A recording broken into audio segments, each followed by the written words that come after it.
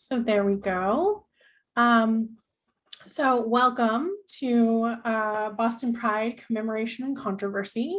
I'm Joe Delacqua and I'm Executive Director of the History Project. And for those of you who don't know us, we're Boston's LGBTQ community archives. I'm going to share my screen. Like that. You'd think after 2 years of using Zoom, I'd be quicker at this. My wife was joking, it was just my birthday the other day, and now I'm old enough that I can't use technology anymore. Anyway, so the History Project is Boston's community LGBTQ archives. Our mission is to document, preserve, and share LGBTQ plus history. I'm a public historian and archivist, and I'm really pleased to share some of this history with you today. So our plan is that I have a short presentation about the 50 plus years of Pride in Boston, including some context about LGBTQ plus activism. And I want to conclude tonight with an audience discussion about what Pride means to us and what we think the future of Pride is going to be. My sources for this presentation include gay newspapers, oral history accounts of Pride, as well as the work of History Project board members Mark Crone and Libby Bouvier, who created a really fabulous history of Pride in Boston in honor of Pride's 45th anniversary. So,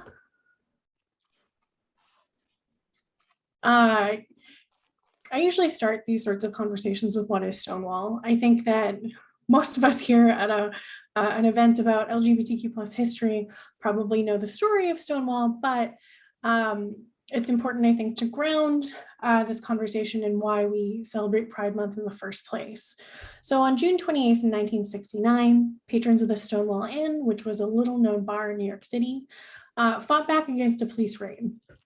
Police raids of gay bars or bars where gay people congregated were common. They happened everywhere. They happened here in Boston. But that night, the patrons fought back. And some of those patrons included drag queen, self-identified drag queen and trans activist Marsha P. Johnson and Sylvia Rivera. Somebody. All right. Please mute yourself if you're not muted. I think everyone is. So anyway, some of those patrons who retaliated against police included self-identified drag queen and trans activist Marsha P. Johnson, Sylvia Rivera, who are pictured in that image on the left. Sylvia's on the left, Marsha's on the right, to the far left, as well as butch lesbian Stormy DeLavery. All three were people of color, and until pretty recently did not receive proper recognition for their actions and contributions to Stonewall. Skirmishes between LGBTQ plus people and police continued in the West Village over the next week. And the following year, people and allies in cities across, or LGBTQ plus people and allies in cities and towns across the country and around the world held events to commemorate the Stonewall uprising. And these events eventually became known as Pride Marches or Pride Parades. Stonewall didn't start the gay rights movement. It was a catalyst for Pride, but it was not the first uprising or riot. It was not the first time patrons and an establishment fought back against police. Other events happened earlier than Stonewall in New York City, in San Francisco, and Los Angeles. But Stonewall was the first to spur nationally coordinated commemorations and were a sign of the growing strength of the LGBTQ plus movement in America and beyond. Boston held its first Pride March in 1971. I think John is on the call. These are photos taken by John Kuiper in 1971. In 1970, Boston held a series of teach-ins and other events to educate and connect with the community, but the first march in 71 was a distinctly political event that was not sanctioned by the city. The march had about 200 participants and sought to highlight 4 oppressive institutions in Boston: police, the government, hostel bars, and religious institutions. And the march encompassed 4 major stops. It started at Jacques Cabaret in Bay Village. Marchers then continued to Boston Police Headquarters on Berkeley Street. They moved on to the State House on Beacon Hill, and then St. Paul's Cathedral on Tremont Street. And at each stop, a speaker presented a list of demands. Some of those demands included safety around bars, cleanliness in bars, safety of women in bars. They demanded that the police stop entrapment cases, that vague laws, such as those against loitering, disorderly conduct, and lewd and lascivious behavior, not be used to harass LGBTQ people, that police provide protection for the community rather than harassment, and that police meet with representatives of the LGBTQ organizations. At the State House, marchers or a speaker demanded that anti-sodomy statutes dating to the Puritan times be eliminated, and that gay people should be included in civil rights legislation. At St. Paul's Cathedral, speakers demanded acceptance from the church of gay people for ordination and other religious work, as well as marriage equality at that point, and support of the church to the gay community. The march ended on Boston Common at the Parkman Bandstand, which included a closet smashing and book dumping. The closet smashing involved ripping up a cardboard closet and cardboard signs of infamous books by psychiatrists who at that point claimed that gay people were, or rather that homosexuality was a mental illness, were torn up and thrown away as well. So in this first march, there wasn't one singular goal of the march, there wasn't one singular goal of the community. And Pride over time has represented a spectrum of ideals, goals, and actions. Since that first march in 1971, Pride organizers and volunteers have dealt with tension over what the community wanted. At some points, we see Pride evolve. At other times, Pride is criticized and protested. Pride has been created and led by many people in Boston over time.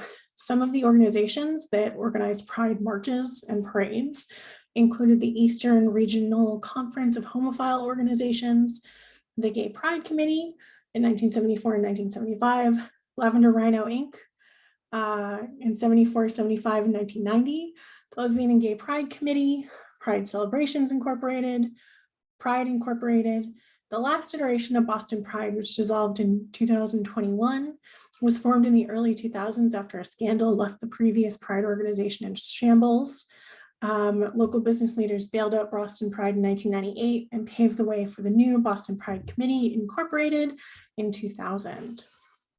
So, as I said, for those of you who are just jumping on now, I'm going to share some of these moments of tension that have occurred in Boston around Boston Pride, and then we'll open it up for discussion about what the future of these sorts of celebrations are. And yeah, so in the 70s, two of the, I think, well, there's more than two, but you're looking at on this slide on the left an image of drag queen Sylvia Sydney, the self-proclaimed bitch of Boston. On the right, Charlie Shively, an activist. In 1973, Boston Pride crowned its first queen of the parade. They crowned Sylvia Sydney. Sylvia was a well-known drag performer. She was incredibly rude and dirty. Like I said, she was known as the bitch of Boston, and she was a controversial choice for queen of the parade, both because of her demeanor and because some in the community criticized celebrating drag as part of Pride. In 1974, the Boston Ledger editorialized, quote, "The parade was no more than an attention-getting device to kick off the week and to draw attention to the gay community.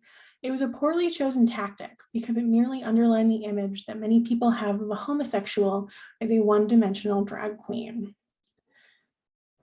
In 1976, Pride decided not to allow any businesses or bars to march because, as Gay Community News editor Lynn Rosen put it, quote, "It was felt that the parade was to reflect the gay community mainly as a political force, since gays had suffered so many political setbacks this year."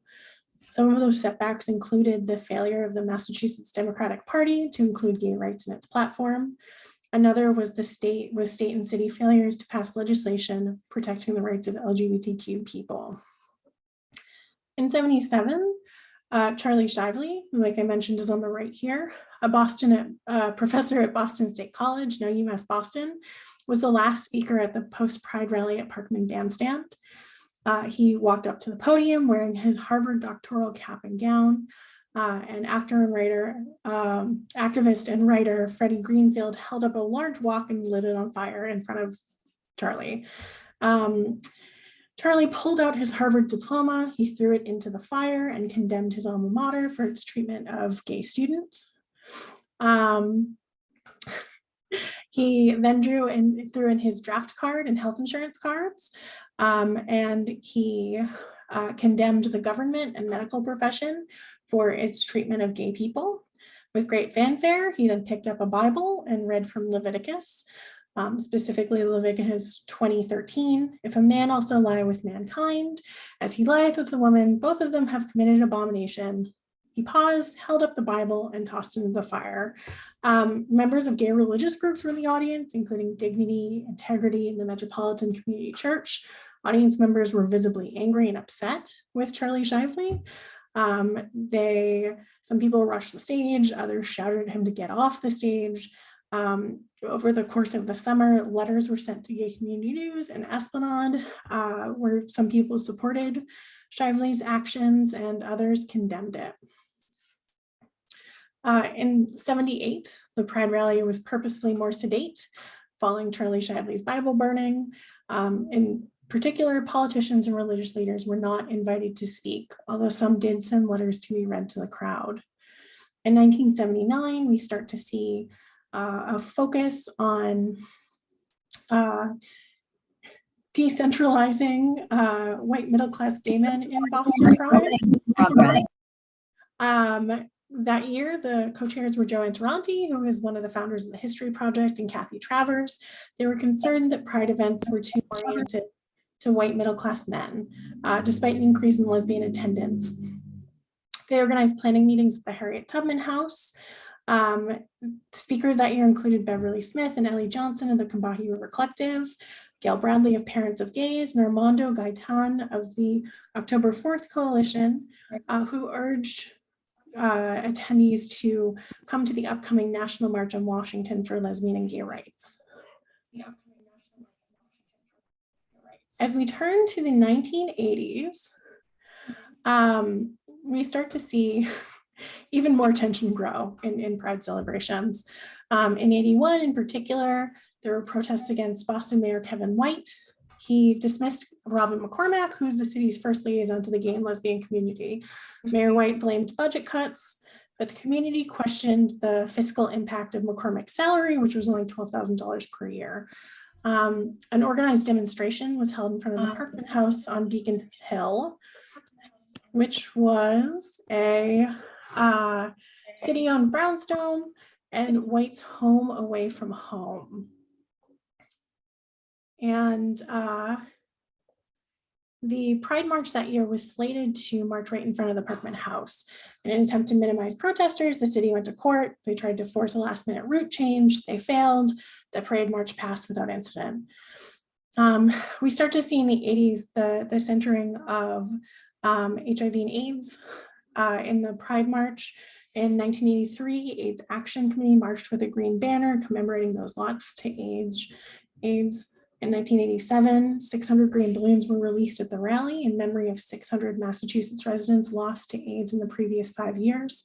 And in 1998, ACT UP marched in the parade with a black coffin and black balloons, drawing attention to the needless deaths of thousands who lacked effective treatment.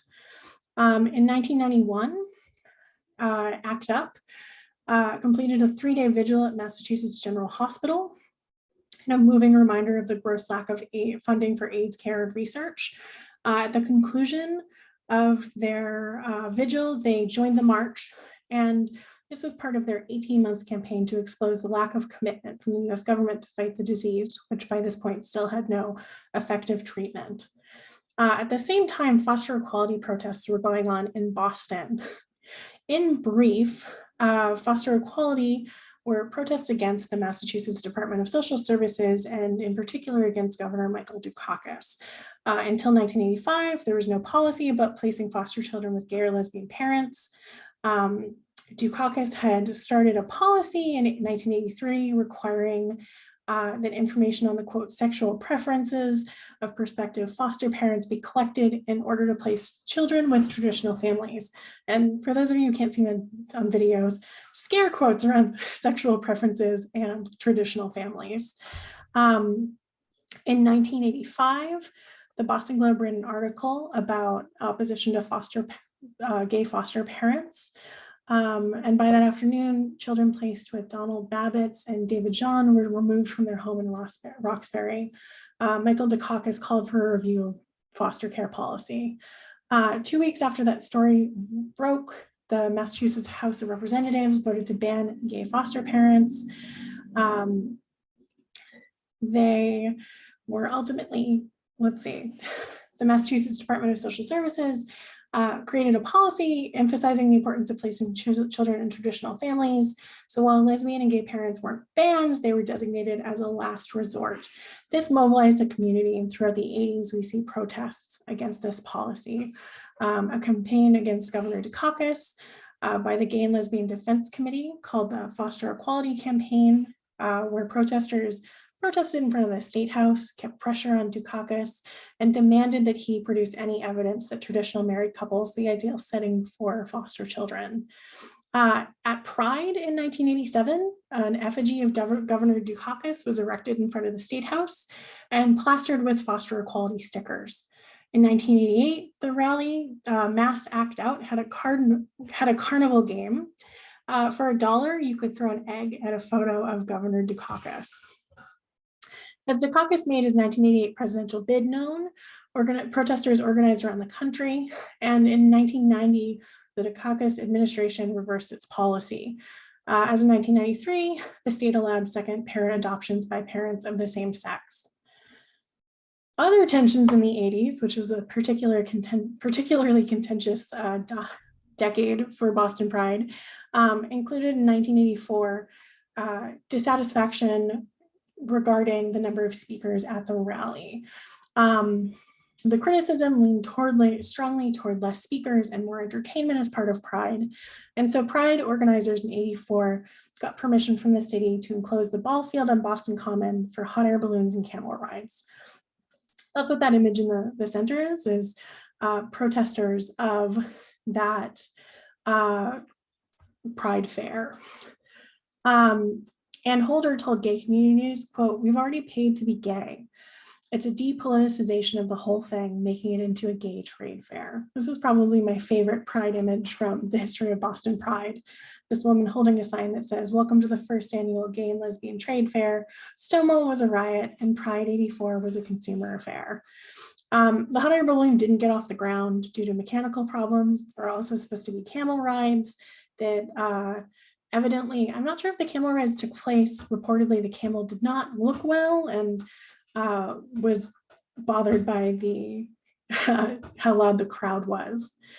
In 1987, we see the first time a flag in honor of the LGBTQ community raised on municipal property. A banner with the lavender rhino and a pink triangle was raised at City Hall with the approval of then Mayor Raymond Flynn. Pride member David Knopf commented, "The flag is symbolic. We picked a rhinoceros because it has a tough hide, but is a peaceful animal unless provoked." And that flag raising continues to this day. Boston City Hall raised their flag yesterday, although now they use the rainbow flag originally designed by Gilbert Baker rather than the lavender rhino.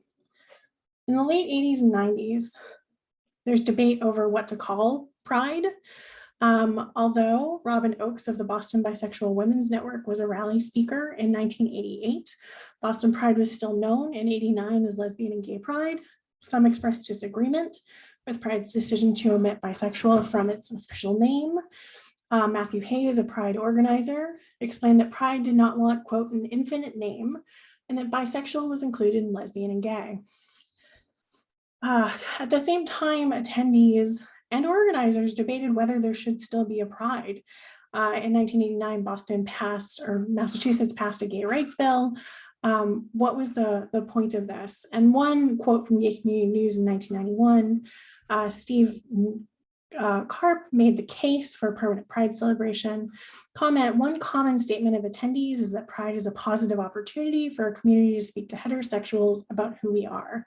The diversity of messages delivered during the Pride March, from El Comité Latino y sus Amigos, moving violations, Daughters of Bilitis, and Gay Fathers of Boston, to name a few, is by itself a refusal to be neatly categorized under a stereotypical or limited definition of being queer. In 1993, Pride is criticized in several ways. Some attendees want less politics and more entertainment. And Pride that year put on a week-long celebration of gay community achievements and with a focus on the arts. Meanwhile, the Lesbian Avengers gathered at the Parkman Bandstand to hear speeches, play music, and swallow fire.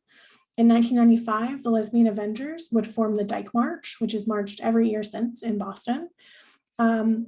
Some onlookers of Boston Pride bemoaned the large number of businesses in the march. Ironically, in 1993, a march representing gay employees at a bank chanted 2468, "We want your deposit." Anyway, in 1995, that was a really transformative year for Pride celebrations in Boston. Pride had been trying to untangle itself from politics, but that lack of political motive drew complaints. Cindy Rizzo argued, "We can have politics and fun." Attorney and gay activist Don Gorton wrote in the Boston Phoenix that the growing numbers of out people produced more divergent opinions. Quote, "Queer Nation and Log Cabin Republicans vie to guide the agenda now." That year, after Pride 95, 11 members of the Pride Committee sent a letter to the board demanding the ouster of the chairman. They alleged that he had mishandled funds, including several $1,000s raised from an event on the Esplanade, that he'd failed to award vacation packages donated, and the chairman resigned, citing personal reasons. In this year, there were also two major firsts. As I mentioned earlier, the Lesbian Avengers held their inaugural Dyke March in 95. That year it began in Roxbury and joined the parade. And 95 was also the first year that Youth Pride was held in Boston. 1996 was a controversial year with Man on Stilts and Bedgate. And that's the image on the left here on this slide. In 96, a group of lesbian Avengers marched next to a float in the Pride Parade with a mattress. Two women simulated sex acts on the mattress. Some of the Avengers were topless, or some of the women in the crowd. I'm not sure how we know specifically that they were Avengers. Also nearby, an unknown man on stilts marched along the sidelines of the parade, flashing his genitals at the crowd. Some onlookers took this in stride, others were totally outraged. Mayor Tom Menino, who had regularly marched in the parade, was not amused, saying, quote, "Anyone making such displays in the future will be arrested." After the parade, Pride issued the following statement, quote, "As Pride is an inclusive family and community event, inappropriate and unlawful behavior will not be condoned." For the first time in 95, the Boston Police Department mounted patrol and honor guard led the parade. 1998, Pride was rained out and postponed to July 11th. Turnout was significantly reduced, and the community debated whether Pride had run its course or not. At the same time, an article came out describing Pride as a burned out and deeply in the red organization. Others claimed that it was being run into the ground. In the end, business leaders bailed out the Pride organization, erasing its $30,000 deficit, and Pride continued. In the chat, Robert comments that we call the 1998 rescheduled Pride refried Pride. And Cole, I will pull up your question right at the end because I'm not sure. From the year 2000 on, Pride was run by the organization that had run it for almost, at this point, ran it for almost 20 years.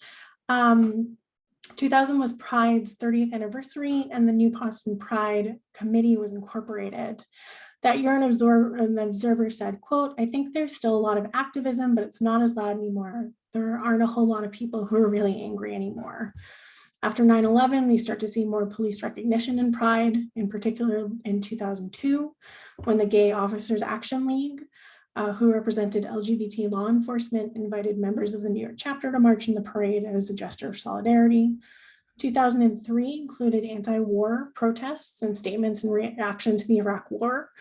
At the same time, gay and lesbian advocates and defenders was arguing the case for marriage equality here in Massachusetts. In 2004, all 7 couples in the lawsuit attended Pride in a lavender duck boat. Pride continued to grow during this time, was supported by Governor Deval Patrick. In 2009, Pride's theme was, quote, transforming our community, and for the first time highlighted the need for the broader community to stand with transgender people. I want to point out that Trans Day of Remembrance, which was created to honor trans people lost to violence after the murder of Rita Hester in 1998, was 10 years old at this point. Joanne Herman, board member at GLAAD and the Point Foundation, amplified the need for increased community support for trans rights. And she said, quote, in each of the states where marriage happened in New York, there is a trans bill languishing. 2015 saw a protest that included a sit-in during the Pride Parade. About a dozen LGBTQ activists of color broke into the parade. They stopped all movement and they held a sit-in for 11 minutes. That sit-in symbolized the lives of 11 transgender people who had been murdered in the United States so far that year. The protesters, who went by #WickedPissed, released a statement and list of demands that read in part, quote, we won't wait for the advances of the most privileged of our community to trickle down to the rest of us. We live in a society that has declared war on Black people, women, immigrants, trans people, poor people, and at the intersection of all that, trans women of color. It is the duty of the entire LGBTQ community to stand united and prove that all of our lives matter. The group's list of demands addressed a range of issues, including the role of LGBTQ leaders of color and LGBTQ organizations, the high cost of participating in the Pride March, access to affordable healthcare for LGBTQ people of color, and issues of racism more broadly in the city of Boston and the LGBTQ community. The marchers were influenced by the growing Black Lives Matter movement and continued to criticize Boston Pride over this time. In 2018, there was another disruption to the parade when a group called No Justice, No Pride Boston, which included Black, Latinx, and Indigenous LGBTQ plus activists, disrupted the parade in front of the Santander Bank contingent to protest the bank that had profited significantly from the humanitarian crisis in Puerto Rico. 2019 was the last year a typical Pride occurred in Boston. The theme that year was looking forward, loving back. And according to Boston Pride, it included a record-breaking 431 contingents in the parade, over 50,000 marchers, and an estimated 1 million spectators. In 2020, Boston Pride postponed its celebration due to COVID-19. And at the same time, many of its volunteers quit after Boston Pride's board released a non-statement in the wake of the murder of George Floyd. After that, 2 groups emerged, Trans Resistance and Pride for the People. Trans Resistance, who are pictured on the right here in 2020, in a picture taken by Joe Trujillo. They were formed in June 2020 by Athena Vaughn, Chastity Bowick, and a collective of trans and queer activists in the Boston area. Their group was built upon years of contention with Boston Pride for being trans exclusionary in their process, vision, and work, and failing to equitably represent the trans, queer, Black, Indigenous, people of color community in Boston. The group held their first march on June 10th, 2020, the same day Boston Pride would have occurred. And this group has continued to hold Pride events that are part protest, part vigil, and part celebration for the last 2 years, and their event is upcoming this month. Pride for the People, which was comprised or is comprised of former Pride volunteers, in its own words, was formed in response to the institutionalized racism and white-centeredness that has structured Boston Pride for decades. Their website reads, quote, Pride should belong to the community, should serve the entire community, and should remain true to its historical roots of addressing the injustices faced by the most disadvantaged among us. Pride for the People organized a protest of Boston Pride and its events in 2021, demanding that the Pride Board evolve and center the needs of queer and trans people of color. And after a year of working with diversity consultants, the Boston Pride organization dissolved in July 2021. So what's next?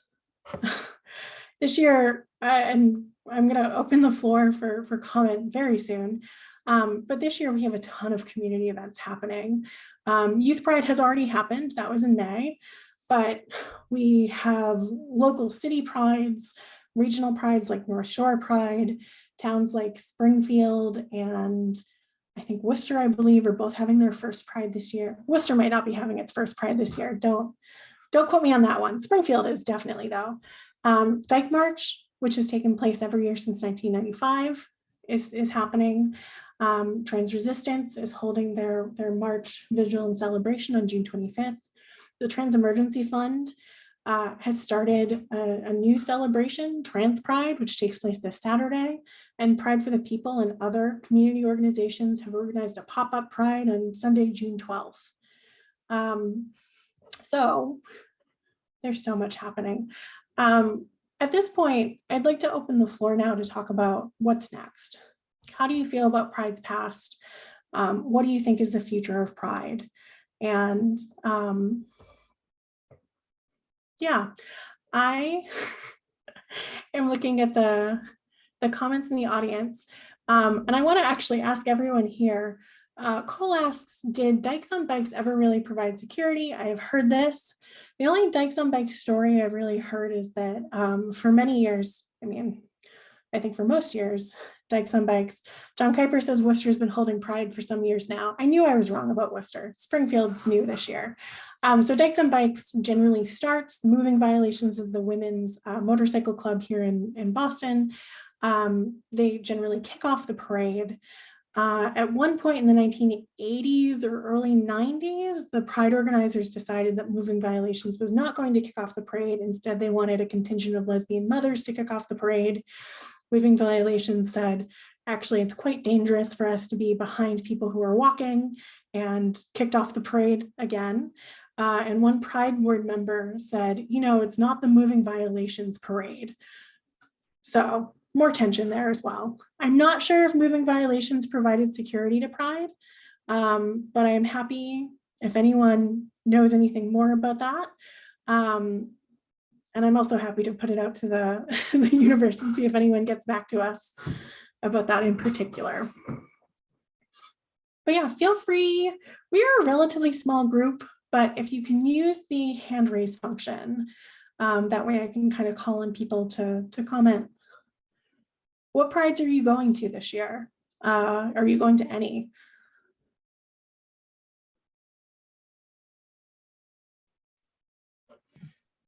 All right, Mark Crone. I just wanted to mention, I hope I'm not being too picky, but Marsha P. Johnson, I don't think was at Stonewall. She she said she wasn't, and but she did go following nights, because as you said, Joan, it happened over a course of a week. But and the first night she wasn't there. That's all. Sorry. Okay, you don't have to be sorry. The thing that's I think particularly interesting about the Stonewall story is that it has been fictionalized as it's been retold over and over again. Yes. And I feel like I read that Marsha was there and was the one who yelled after she was being as she was being arrested, but I might be thinking of someone else. So thank you for that clarification. Susan Ryan Vollmer was the one who emphatically said that she was not there, but that, so I don't want to pin it on her, but anyway, I think. But we're pinning it on Susan. So it's like, you know, everybody was at Pride and everybody was at like the crucifixion or something. Like everybody was everywhere when people look back on it, and it's you know, so. But that was great. Thank you, Mark. Cole says that Stormy DeLavery was one of the initial instigators, a Black butch lesbian who was at the Stonewall a lot, and that's, I mentioned Stormy initially, or as part of the group of people there. Yeah, and there's also, with another Boston connection, the Reverend Goddess Magora Kennedy, who spoke at 1971 Boston Pride, also claims to have been at Stonewall, although she says she was in a car leaving town when she heard about it on the radio and turned around to be part of the action. So Anyway, thank you. Danforth, would you like to share?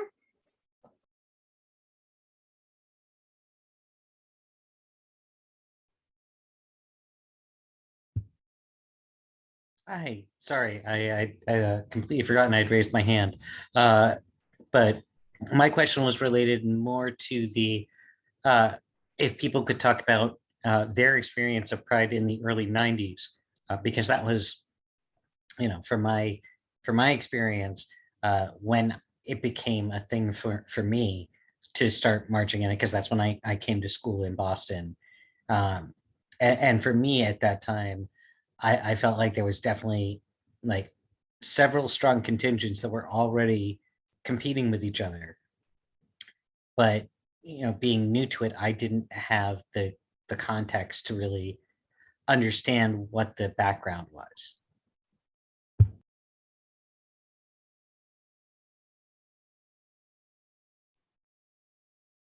I see some folks who I know were around in the 90s. If anyone wants to unmute and comment. Oh, Robert. Joan, I'll lead off.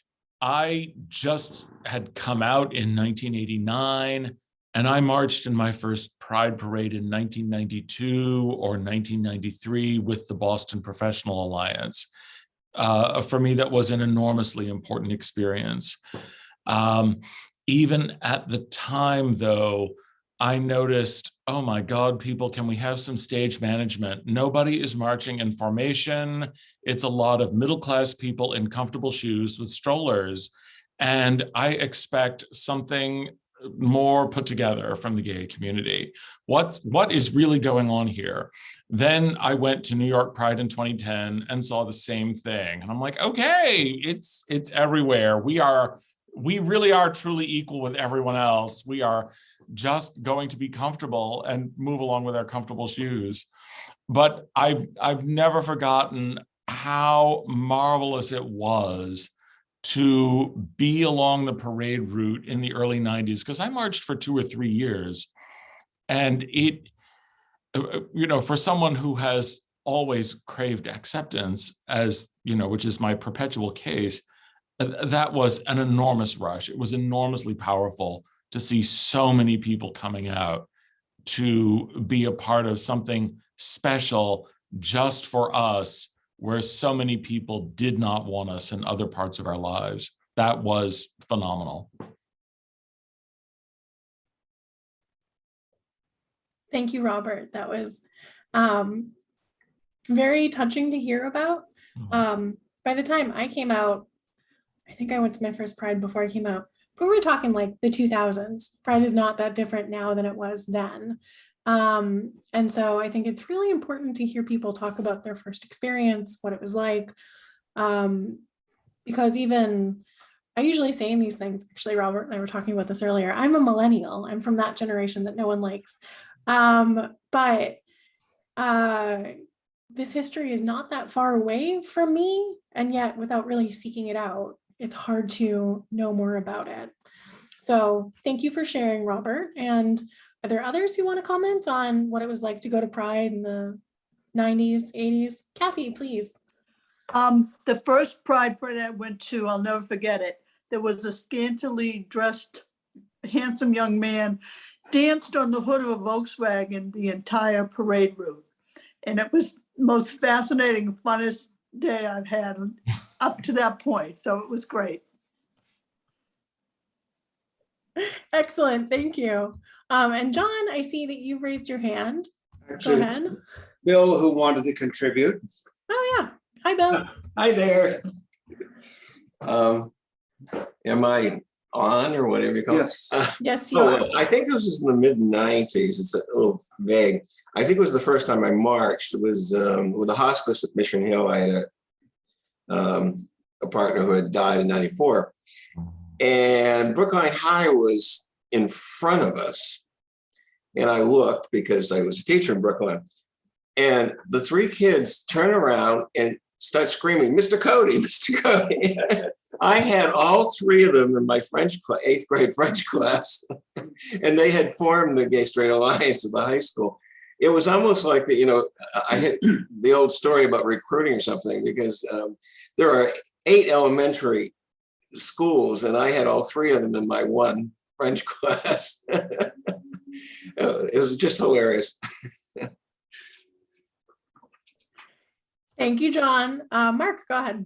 I just wanted to mention that the first time I marched, I think it was with K Street Facilities Committee, which is a sober group for that a place where AA meetings happen and all that. And we had a banner that said sober and proud. And they stuck us right behind this giant Jägermeister truck. And so they're like throwing, like some people are drunk on the truck. And it was the one time that I saw Boston cops crack up. They were laughing. And we had a woman who was a marshal, and she said, look, I know you're behind a Jägermeister truck, but you got to keep up. Just move your asses up, because we were going too slow. But we were kind of reluctant because we didn't know what to make of it. And so, yeah, but it was fine. It was fun. And it was incredible, as others have mentioned, to march and have people support you. It's almost like nothing else. It's really quite an amazing experience to have people applaud and blow you kisses, like people you don't know. Yeah. And they're just happy that you're there, and you're happy that they're there. And it's a wonderful feeling. And I hope that in whatever guise it comes back, that it does come back, because I think it was the happiest day of the year in Boston. Thank you, Mark. Denise, please feel free.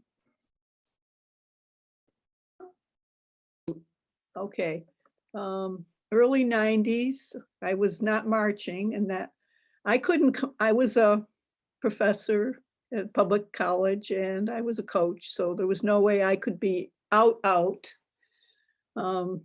before like 91, when safe schools really came into effect. So this was couple of years after that, and I was with my partner, and from one of the bar floats, a former shortstop, I coached softball, yelled out, "Miss Legault, Miss Legault," and it was like, I was perfectly fine with it, but it was, so that was an interesting scenario. And when I marched, that was later in the past 5-6 years. I marched with the in front of the trolleys with the elderly affairs group, and the feelings that has been mentioned that you get, because people are you're the history of Pride in their minds, and you've worked really hard to arrive. We've arrived, and there is nothing like it. It just brings chills to you. So that part, I don't think you can duplicate it unless you have a parade. Even when it's been raining, people have stayed and they're cheering, and it's just wonderful. Thanks. Thank you, Denise. Stefan, would you like to, here, I'll click unmute our hand. Yeah, hi. My first Boston Pride was in 1974. I know you didn't ask for the 70s, but I'm piping in. And what I found rather interesting and remarkable then was that the word went out and around through the crowd to be careful for flying objects. Evidently, at some point in one of the previous early prides, people were pelted with open beer cans and lit cigarettes and bags of some type of excrement. So that was the first thing that startled me. The second thing was, along the parade route, there were so many people, men in particular, who were wearing sunglasses, a hat, and even in one case that I could see, a fake mustache, because people did not want to take the risk of being identified as gay. In 1977, I had the opportunity to speak at Pride because I was appearing in a very popular show with the Boston Repertory Theater. I played a bisexual burglar in a play called P.S. Your Cat is Dead. And it opened in January. So by the summertime, virtually every gay person that ever went to the theater had seen the play. So they invited me to speak. And at that time, the speakers spoke from the Parkman Bandstand. And so the assembled people were all around the bandstand at that time. And it was, we did not get a warning to look for flying objects. And it was a very lovely, peaceful day. And I ran into a lot of my friends from the theater in Boston and also from my alma mater, the University of Massachusetts at Amherst. Yeah, thank you. Thank you. Thank you for sharing that. I wonder if we can find a picture of you. I think I might not have asked for the 70s. It's been, like I said, it's only 2 days into Pride Month, and I feel like I'm already exhausted. But no, thank you so much for sharing the 70s with us. And I see, John, you have your hand up. Well, I was on security detail at least one of the prides in the mid-70s. I do remember we had a little training in Copley Square before the parade started, or actually it was a march in those days. And dealing with potential situations like people throwing stuff at us, or people someone did a simulation of someone who was allegedly a provocateur plant who supposedly had a panic when a police dog appeared, and other scenarios. I mean, we didn't need that I know of any emergency measures during that particular pride. And this is probably around 75, 76, I would guess. But I guess I'm one of the few people still around who was at the first march in 1971. In fact, I guess I ended up being the main person who chronicled it and also took pictures. But in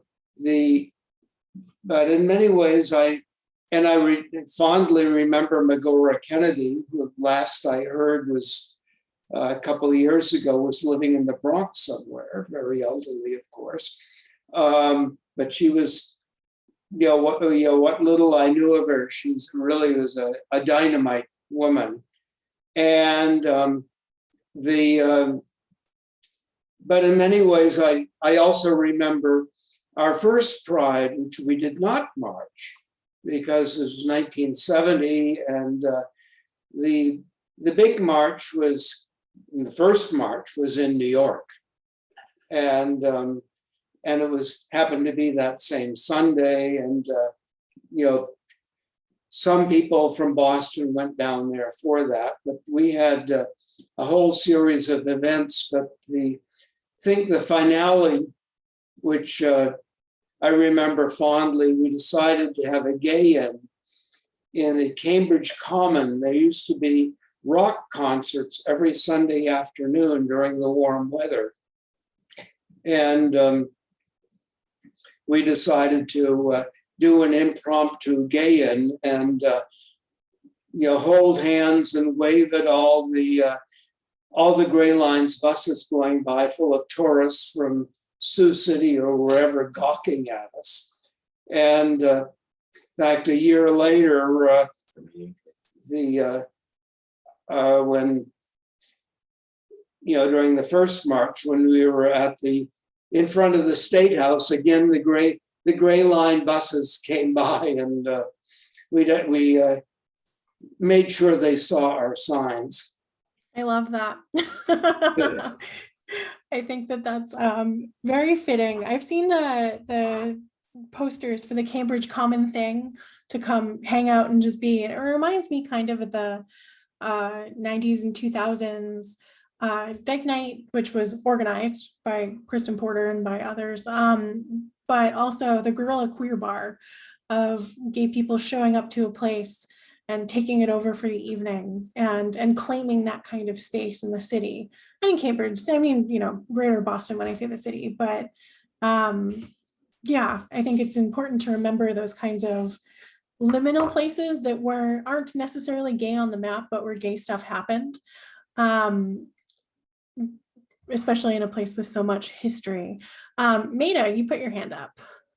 Yeah, I guess I'll jump in a little. I was came to Boston in 1980, and I was a promotions manager at Gay Community News, so I had to be at Gay Pride and the table we had there, and I did that for the next few years. And you know, just to give you younger people some perspective, so early 80s, and you know, the GCN office got burned. We had bullet holes in our windows. A whole lot of stuff happened. And we were all being, of course, very political, because GCN was a very political lefty paper, and very proud of ourselves for being there, everybody who was there then. And I love to tell this story though. Sometime, must have been 97, 98, around then, I stopped going to Pride for a while. I had Pride for some reason then in the late 90s there, and it really changed. Everybody was so much younger, and you didn't see the people that you knew so much. And they had moved it when in the early 80s, like somebody said, we were just on Boston Common, and the speakers would be in that tiny little gazebo that's in the middle there. But by the late 90s there, part of the post-Pride thing was down on the Esplanade. And there was a kind of bottleneck that happened under some kind of tunnel, you know, under a bridge or something you had to go through to get to the other part of the Esplanade. And for some reason, a bunch of old Gay Community News staff people, we all knew each other so well, but we hadn't seen each other in ages, all got stuck together in this logjam there. And we were all glad to see each other. But we all, you know, people were kind of talking for a few minutes about, you know, how different things were at Pride, how much things had changed. But the funniest part of it was that we were kind of like, so what are you up to now? And almost everybody was saying, well, I bought a house and I'm going to Home Depot. I did that this morning. It was like our lives had changed so much. That's what was on our mind was I guess, the gentrification of the Gay Community News staff. I don't think people lost their politics, but it was a whole different world by the late 90s for us. In some ways, what we were doing with our lives, which was we were not working for if we were lucky, our $80 a week at GCN, and whatever office supplies could be stolen, that would be part of our salary. So I hope that gives you a little perspective on how things had changed. Thank you so much for that. And I had heard, yeah, the parade route has changed multiple times over the years. There's the first unsanctioned march. There are other routes. I was just talking to Russ Lopez, who's one of our board members and is a historian, about how the year the parade went through the South End, it was because it had traditionally gone through Beacon Hill, and somebody on the Beacon Hill Civic Association said, you know, all of these gays are competing with businesses. Let's not let them walk on Charles Street. And so he and another person helped to plan the route that dipped through the South End and that they used for many years. Maida, go ahead. Yeah, I know, it's a good thing you mentioned that, because really the height of the original old parade, at least the parade route I knew from the early 80s, was when you come under that bridge over Charles Street where the subway goes, and you come out on Charles Street and we'd be marching down Charles Street. That was just gigantic, because Charles Street would be totally lined, and Charles Street, that part of Boston, always represented so much of the gay community. And that was the big moment, coming up into Charles Street. I see someone else nodding, I think, that remembers this too. And when they moved it off of Charles Street, people were really upset about it. They felt like, yeah, they took it out of our community. It's going someplace that isn't specifically our place, like Charles Street was. And that's Robert commented that Beacon Hill was the gayborhood before South End was the gayborhood. And yeah, and I think it was, I guess this is rumor, but for a while, Russ was trying to set me straight the other day on a conversation we had. I said, didn't they not let the Pride Parade end on the Common because they didn't want gay people on the Common? And he said, well, if too many people are on the grass, it's not good for the grass. And I was like, is it?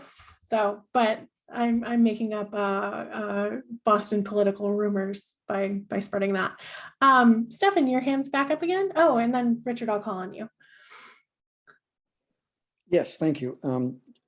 You asked if there were photographs, and I just want to relay a story.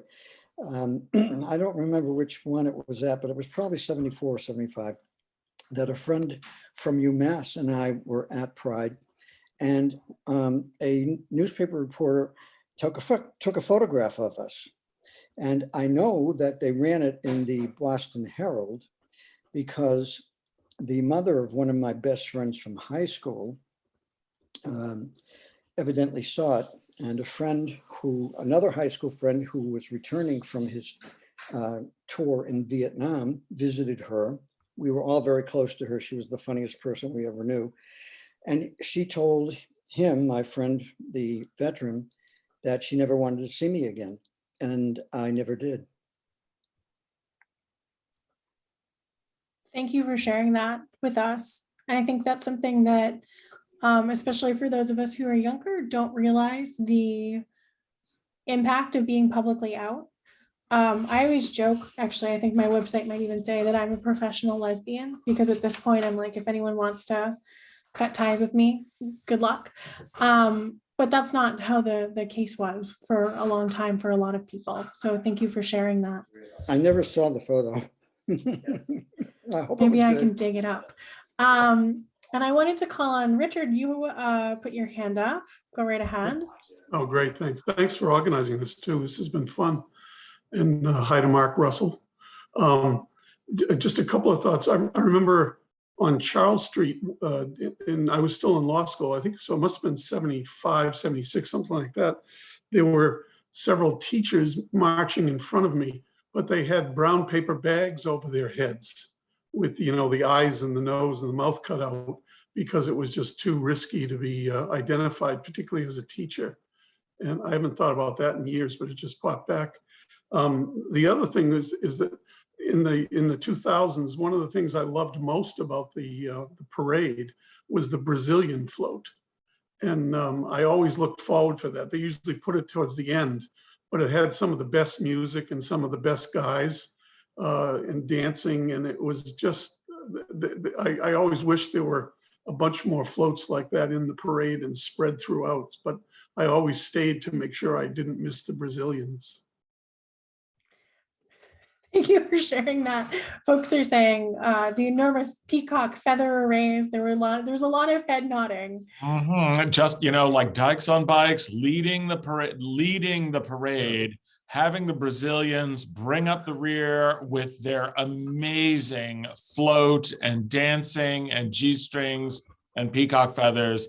I'm like, yes, people, this is what we need. Bring it on. Excellent. And I wanted to read in the chat. I'm just noticing. So it's 8 o'clock. Usually I let people go on to their evenings. I think we should stick around a little bit longer because this has been really wonderful. But if you do have to log off, please feel free. Cole mentions in the chat. Oh, Ted, you can go ahead. You can. that's a hand raise. I wanted to. Yeah, that's very interesting about the Brazilian contingent, because that was my F-150 green truck that used to be in it every year. And my companion, John Kennedy Oliveira, who's originally from Brazil, we met in '93 and we were in the parade every year. He died in '05, so we were in the parade from '93 to '04. And it was interesting when people mentioned before that it wasn't diversified, but there was the Brazilian contingent, and he and I dressed up in carnival every year, and we'd be on the truck dancing on top. And it's just very, very nice to hear somebody bring that up. Thank you for sharing, Ted. That's wonderful. And now we can put a name to the float and a face to it. Yeah, let's see. comments. So Cole was saying, and this was back when, Richard, you were talking about the teachers with the bags on their faces, that they feel scared that this is coming back for teachers, trans people, with this right-wing legislation that's winning across the country. I think that's something that, actually, I was in an event today and finished with, to a mostly straight audience, here are some ways that you can support the community during Pride Month and around the year. And I think those of us who are here in this conversation know those ways. You can donate to organizations, you can show up to protests, you can vote if you can vote, you can signal boost, you can do whatever makes you feel comfortable to help people. And then somebody asked, well, what's something good that's happening right now? And for a second there, I was like, I don't know, there's a lot going on right now in the world that is just not great. And I will say one thing that I think is good is that there are so many Pride events happening this year that whether, you're finding community with other people at local prides, or you're showing up to Trans Pride or Trans Resistance to show support for, the activists and trans organizations in Boston, there's a lot that we can all still do. But yeah, Cole, I feel your worry about that. Also in the chat, Danforth mentions that they feel like they're quickly approaching queer elder status. So they absolutely appreciate hearing from those who were my elders 20 to 30 years ago. We have a lot of thumbs up to that. I think the Gen Zs, who I love the Gen Zs, but also when you say you're a millennial to them, they're like, oh, you're ancient. How do you leave the house? So anyway, I appreciate this intergenerational conversation that we have going on. Does anyone else have anything else they'd like to talk about, their thoughts on Pride, where they're going this year, what they hope to see in the future? Oh, Danforth, go ahead.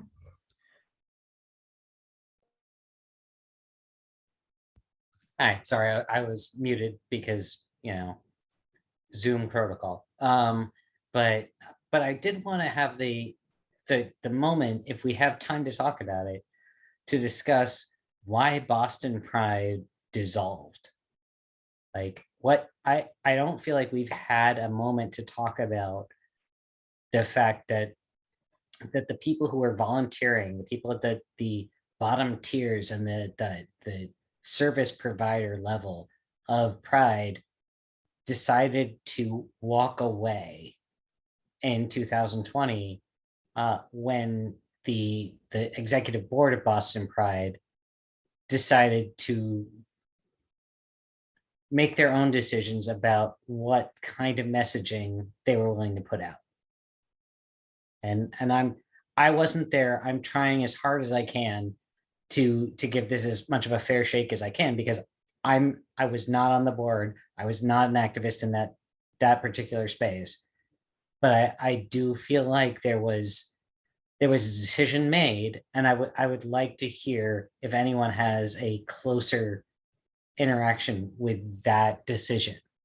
And I'm going to stop there and let other people talk. Yeah, and if anyone wants to speak up, I can tell you more about what I know about how that happened.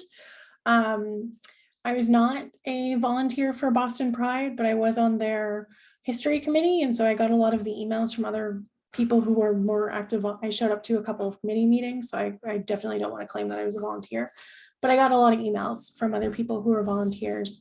And essentially, Boston Pride had a communication committee. They had, to my knowledge, about 80 volunteers, somewhere in that range, who did things like help to plan the parade, help to plan entertainment, help to support events like Black Pride and Latinx Pride, help to put on the Pride Festival at the end of the march, and all that other logistical work that goes into running Pride. While the Pride Board of Directors had, I think, 5 members, I may be misremembering that. And so they had a communications committee that drafted a Black Lives Matter statement after the murder of George Floyd in 2020. And that statement was sent to the board, and the board heavily edited the statement and put it out without reconsulting those volunteers. And so the volunteers came back together and said, this is the final straw. They aren't listening to us. They aren't reacting to this. Our message was not, the first Pride statement was along the lines of, we should all get together to figure out a solution to this, and was not really responsive to the community or to what its volunteers was asking them to say. And so after those volunteers approached the Pride board and said, you need to change, you need to increase board numbers, you need to hand over you need to hand over this organization to someone else. You are not addressing the needs of Boston's LGBTQ community any longer. And then those volunteers stepped down when that didn't happen.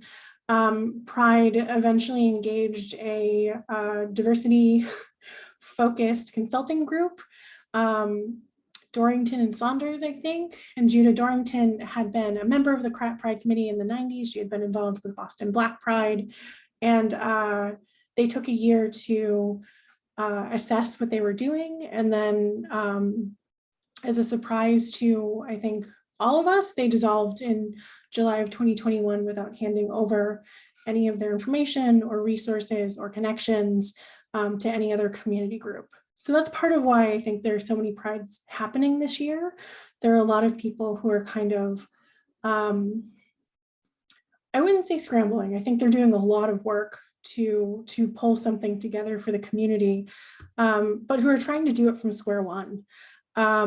There's been a couple of op-eds about the finances of Boston Pride and a lot of rumors about that, and that's why they dissolved. But so far, no one has said anything about it. And that's what I know. But if anyone else knows anything else and would like to share, I think it is, yeah, I was speaking to someone else who I won't name, who was involved in Pride in the 90s. And they had said, you know, when the last Pride in the 90s dissolved and the new Pride took over, it was not a smooth transition. And I think that's what's happening again here. And we'll see, you know, what the community demands from our Pride organization. I think that, you know, there are always been, oh, and Cole, thank you. You put the Pride for the People's public statement in the chat. There's always been a lot of debate about exactly what Pride is and what Pride should be and who should be centered, and is it politics or is it entertainment? Is it visibility or is it acceptance?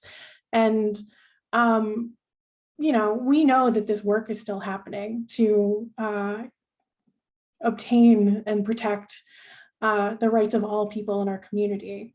And so we'll see what Pride writ large does to evolve to continue to meet those needs.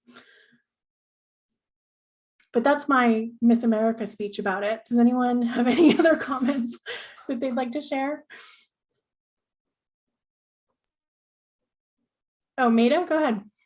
I from 2013 to 2018, I marched with the Freedom Trail Lesbian and Gay Marching Band, holding the banner, which meant that we did Boston Pride, but we also did Worcester, Salem, Northampton, and P-Town Carnival. So I got to see these other local prides, and I have to say they were really fun, much smaller, much more like old time Pride, and compared to what I saw when I was at the Boston Prides in the same year, which were just felt like a lot of straight people watching the gay people march, honestly, or it seemed that way. So if you've never been to one of these local prides, they're all terrific. Oh, Worcester also, we also did that one. They're really fun, and I think they're all holding them this year. As far as I know, I don't know for sure. There's actually, I don't know if there's one list. I know I live in Waltham now, and our Waltham's having a Pride on June 4th, and so is Watertown. And I think so is Quincy, and so are, you know, a lot of places. Lexington has done Pride for many, many years and does Pride programming year round as part of their Pride efforts. There are lots of little prides in Western Mass. There's a lot going on. Tony, would you like to chime in? Oh, you're unmuted. Yeah. Well, I was just thinking about that. I was going to ask that question, what people think about this sort of almost kind of balkanization of prides in terms of space, but also it's almost every weekend this month that different groups, many different groups are having sometimes even competing prides or Pride events here in Boston. And while I think it's fantastic that, you know, there are groups like Trans Pride, and I think there's some events by like Men of Melanin Magic and other groups like that that have not had a lot of attention or a lot of time in the spotlight at Prides, and they're taking the lead and sort of making their own thing happen. I think that's fantastic. And I also think it's kind of important these days with all of this terrible stuff happening that communities like different towns get their own little pride, so people can see that happening and those, see their towns, the fellow townspeople, their neighbors. I think that's important too. On the other hand, without it being something a little bit more centralized, it's hard for a group like the History Project to cover all of that. And I feel like I want to, as a member of the History Project, but I don't, know that that's possible. But it's kind of exciting, but also confounding at the same time. Yeah, and I saw Robert, you unmuted as well. Yeah, I think that this, shall we say, intermission in having an extra large Boston Pride is valuable for the smaller local communities to grow in strength and not feel like they have to depend on the big bad city to have their own pride or to feel pride. It will be interesting to see whether or not Boston is able to reestablish a pride organization or not.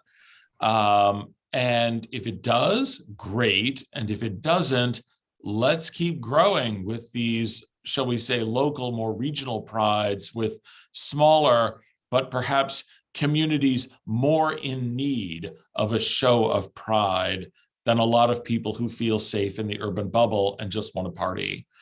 The second thing I want to say is, and I think everyone knows this, we are at an urgent political moment, and the time for parades has passed and the time for marches has returned.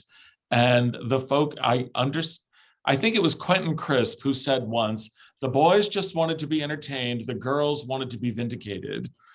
And I think that we have come to a time where we need to think less about entertainment and more about engagement, because the Trumpists do not care whether we're having a good time or not. They want us eliminated from America. So that needs to be a guide into whatever action we take in the future.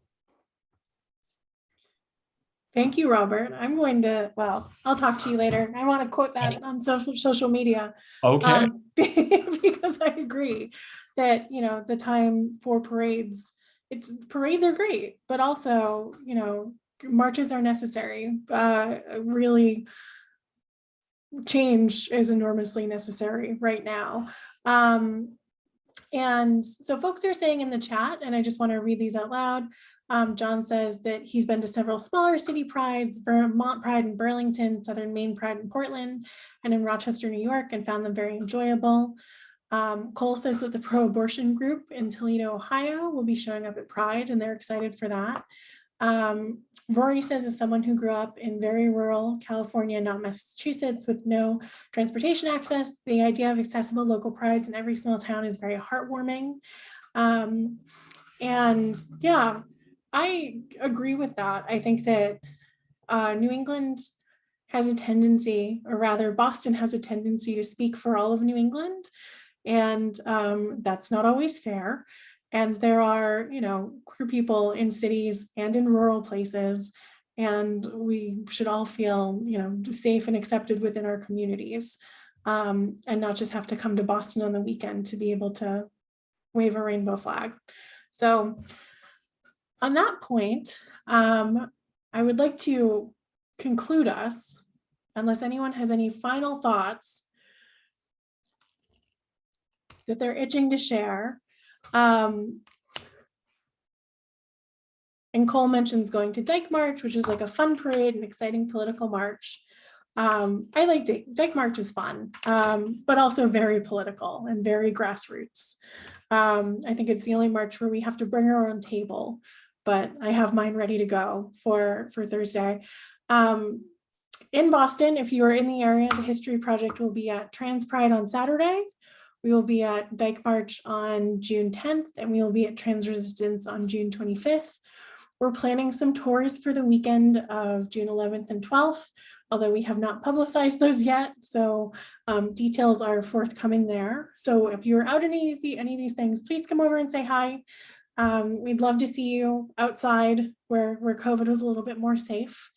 And with that, I just want to thank you all for coming tonight, for sharing your stories, and for being part of this. I think that, we are in a moment where coming together as a community is so important, and we can't forget where we went, and we still have work to do, always work to do in the future. So have a great night, everyone, and we'll see you sometime soon. Thank you. Oh, thank you.